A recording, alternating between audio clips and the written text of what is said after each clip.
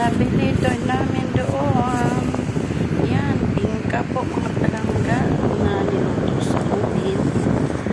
Yan. Diba mga palangga? Masarap ito mga palangga. Mukbangin natin ang mga palangga. Mukbangin ka dyan. Mukbang talaga. Yan. Tinapay. Masarap ito mga palangga na tinapay. May palaman ito na cheese sa ilalim at saka ano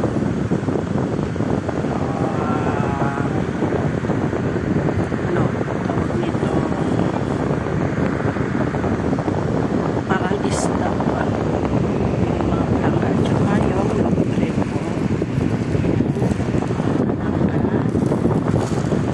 Ay, yan, bago gawin yung palangga, sobrang lapot. Yan.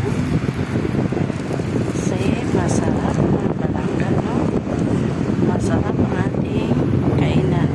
Kasi maya-maya palaman niya ng anak ko, kakain na naman. Mga palangga, kain naman siya. Diba? Tapos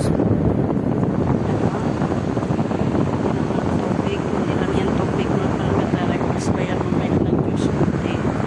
Soft drink. Ayan. Juice na lang tiplahin mamaya. O juice drink. Hindi maganda sa ating health. Diba? Ayan mga palangga. Ang aming pagkain sa lamesa. Ayan. Kayo mga palangga, anong pagkain nyo dyan? Palangga nyo na pagkain namin. Ayan. Kailangan may ganyan ang lamesa namin mga palangga. Kasi ang anak namin, mahilig yan sa ganyan. Diba? Mahilig yung ganyan. Anak niyo mga palangga, tulad din sa anak ko. Mahilig sa mga ganyan-ganyan mga palangga yung anak ko.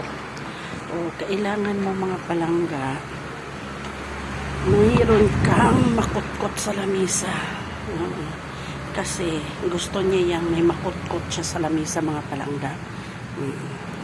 Tingnan mo yung towel niya mga palangga. Iniwanan niya lang doon ang towel niya sa lamesa. Diba mga palangga? Iniwanan niya dyan sa lamesa ang towel niya. Ganyan yan. Sundin na naman ang mama. Diba? Kasi ayaw ko yung daming mga ano-ano.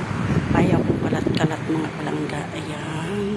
Ang ating kasi kakadating lang namin mga palangga galing sa grocery. Galing sa palengke. Kaya yun, nagdala siya ng towel, kapawisin siya. Yun, sinabit lang doon sa lamesa. Sundin naman natin, nanay. Diba? Tayong mga nanay nagsusunod sa kalat ng anak. Diba? Thank you sa inyong panood mga palangga. Bye!